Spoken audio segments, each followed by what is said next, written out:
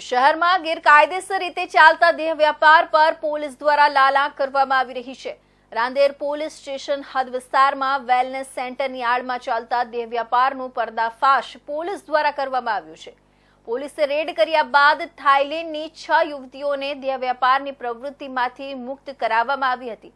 આ ઉપરાંત સંચાલક રોશન સિંહ તેમજ 4 ગ્રાહકની ધરપકડ કરવામાં આવી હતી અને 2 આરોપીને વોન્ટેડ જાહેર કરાયા છે। આ ગ્રાહકો પૈકી એક સગીરનો પણ સમાવેશ થઈ રહ્યો છે। સુરત શહેરમાં ઠેર ઠેર દેહ વ્યાપારની હાટડીઓ ચાલી રહી છે।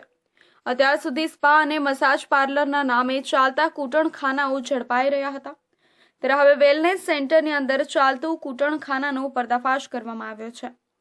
સુરતના રાંદેર પોલીસ સ્ટેશન હદ વિસ્તારમાં આવેલા પાલનપુર ચકાતનાકા 20 સ્ક્વેર બિલ્ડિંગના બીજા માળે વેલનેસ સેન્ટરની આડમાં દેહ વ્યાપારનો ધંધો ચાલતો હોવાની બાતમી પોલીસને મળી હતી। આ બાતમીના ભાગરૂપે પોલીસ દ્વારા આ જગ્યા પર દરોડો કરવામાં આવતા દુકાનની અંદરથી 6 થાઈલેન્ડની યુવતી દેહ વ્યાપારનો ધંધો કરતી હોવાનું સામે આવ્યું હતું।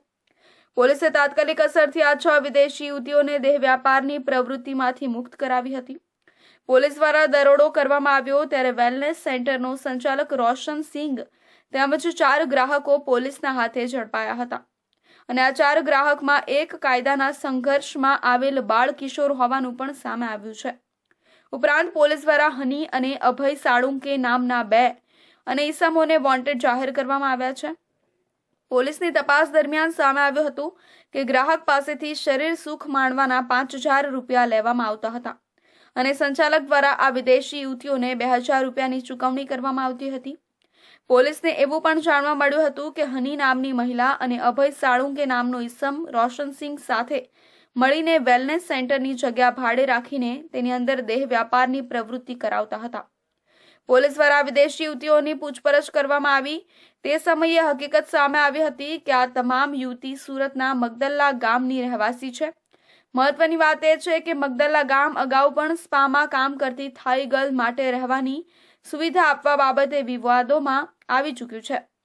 અગાઉ સુરતના ઉમરા પોલીસ સ્ટેશન દ્વારા મગદલ્લા ગામમાં રહેતી વિદેશી યુવતીઓનો એક સર્વે પણ કરવામાં આવ્યો હતો। મકાન માલિકો દ્વારા કઈ રીતે આ વિદેશી યુવતીઓને મકાન ભાડે આપવામાં આવે છે તે બાબતે પોલીસ દ્વારા ઝુંબેશના ભાગરૂપે સર્વે હાથ ધર્યો હતો।